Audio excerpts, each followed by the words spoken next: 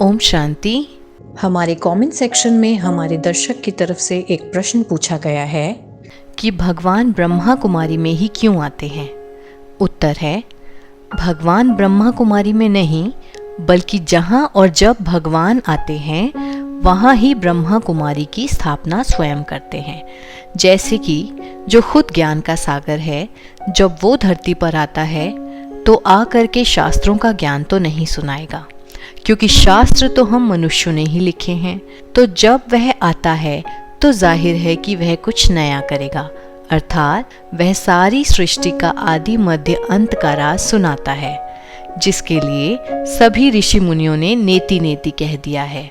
यहाँ तक कि साइंटिस्ट ने भी कुछ भी कॉन्क्रीट रूप से न बताकर केवल और केवल हमें अनुमान एवं थ्योरीज ही दिए हैं।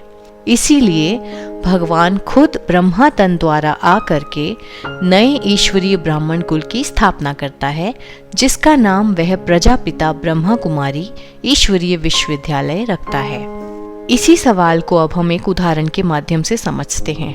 जैसे जब कोई कंपनी का फाउंडर होता है तो कंपनी कहाँ संस्थापित करनी है, इसका निर्णय वह स्वयं लेता है। कंपनी के एम्प्लॉइज का इससे कुछ लेना देना नहीं होता कि कंपनी को कहाँ एस्टैब्लिश किया गया है। उनको सिर्फ अपनी नौकरी से मतलब होता है, और ना ही वो कंपनी के फाउंडर से कंपनी की लोकेशन के बारे में कोई भी सवालात ही करते हैं या कोई दखल अंदाजी करते हैं, क्योंकि इससे उनका कोई सरोकार है ही नहीं। यह निर्णय केवल और केवल कंपनी के फाउंडर का ही होगा, किसी अन्य का नहीं। ठीक उसी प्रकार से भगवान को कहाँ आना है और किस वक्त आना है, यह फैसला भी वो खुद ही करता है। एक और बात, जब भगवान आता है तो वह किसी धर्म विशेष में नहीं आता, बल्कि आ करके सब धर्मों का विनाश और केवल एक धर्म की स्थापना करता है।